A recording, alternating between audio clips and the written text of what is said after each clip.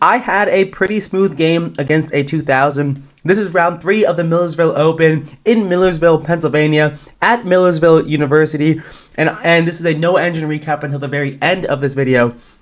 And I'm entering this round with 2.5 out of 3, so still in contention for first place, but there's 2 more rounds to go, and I haven't played any of the Masters that are playing this tournament yet.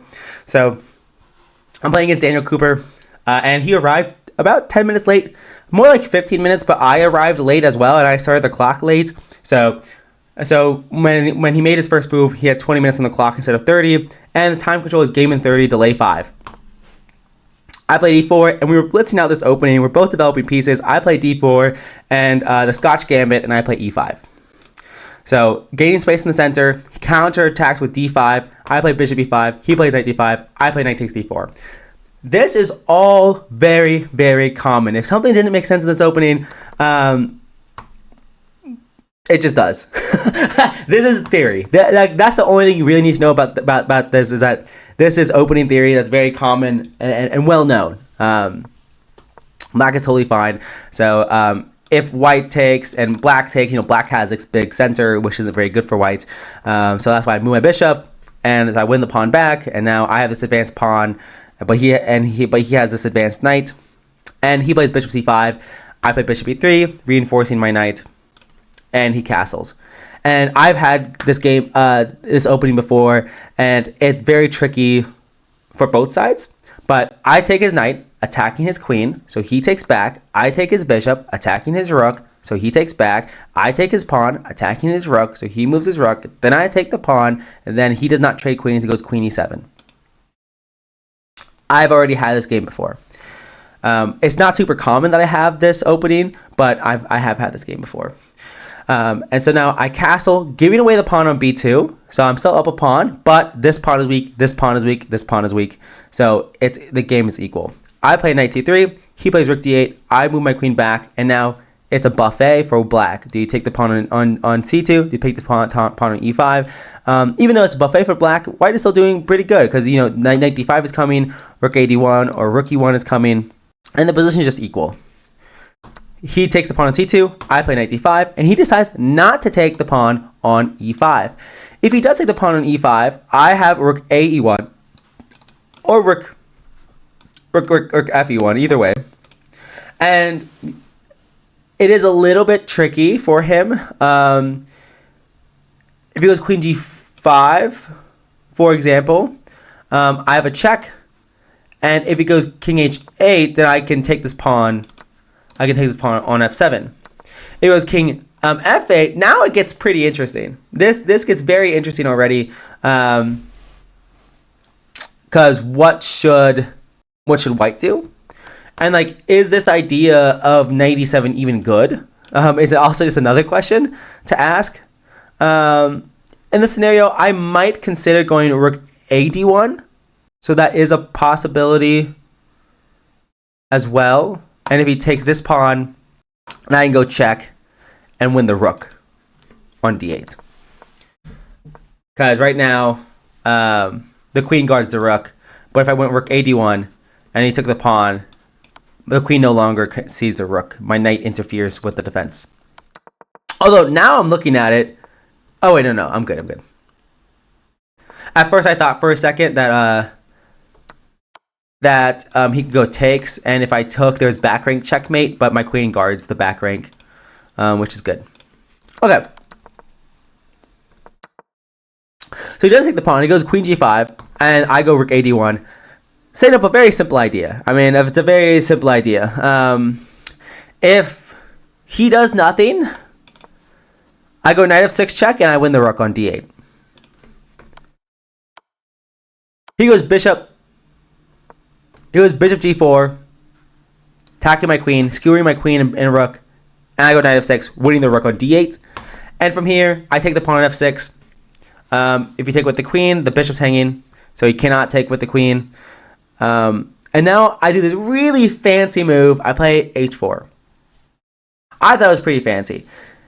And it's probably unnecessarily messy, but I kind of like it. The idea is, so firstly, if I go queen e3, this is the simplest move, right? I'm pinning the queen to the king. and eyeing the knight. But after he takes my queen, I take his queen. He goes knight e6 here, attacking my rook, attacking my bishop. If I go bishop e4, attacking his rook, he can either take my pawn, which is probably the most simplest, and then I guess I could go rook d7. I actually forgot that my pawn was on e3, so I thought that if I went bishop e4, he go rook e2 attacking my bishop, but he actually can't do that. So actually, I miscalculated that. But this looks pretty good. Now, looking at it now, this looks pretty good. I mean, I'm up a piece, up a rook, I should say, up an exchange and a pawn. Yes, up an exchange and a pawn. Because rook g7 comes in, and it's impossible to defend the pawn on f7 and c7. Well, actually, this move, knight c5, I can take this with check. After king g5, then I can move my bishop. So seems not bad at all. I'm up a lot of pawns. But instead of that, I play h4 with the intention that if he takes my pawn, then I can go queen f4 check, attacking his king.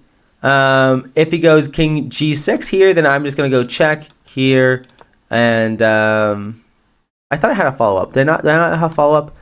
King g6 here. Oh, duh. Wait, not duh. I can also just go f3 here because the bishop is pinned to the queen and there are no checks against my king. So I might just go f3 and win the bishop, which seems pretty reasonable. So that's if he takes the pawn and doesn't block with the queen. If he does block with the queen, I was planning to take on c7, and I'm attacking f7. And if you go knight e6 here, maybe this plan was bad. Maybe this was a bad plan.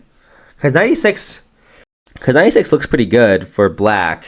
Looking at it now, the main thing I was calculating was queen takes f6, rook f6, knight e6, and queen takes a7.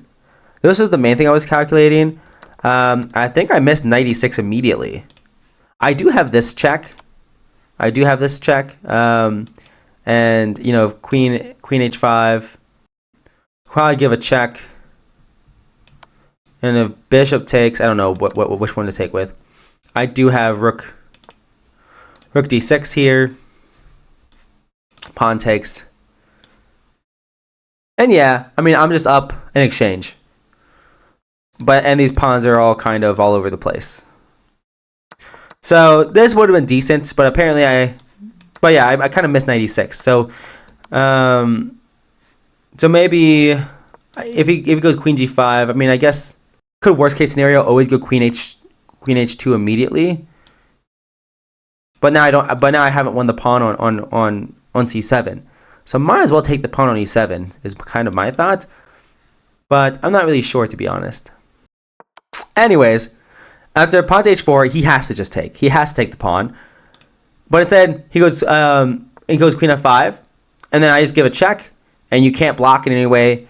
And he goes king g6. I go rook d5, and he resigns. If he takes the pawn with the queen, I give a check, and suddenly you're going to get windmilled by queen and rook because king h6, rook takes, king up, check here. Well, I guess you could take the pawn, but then that should just be immediate checkmate. Here,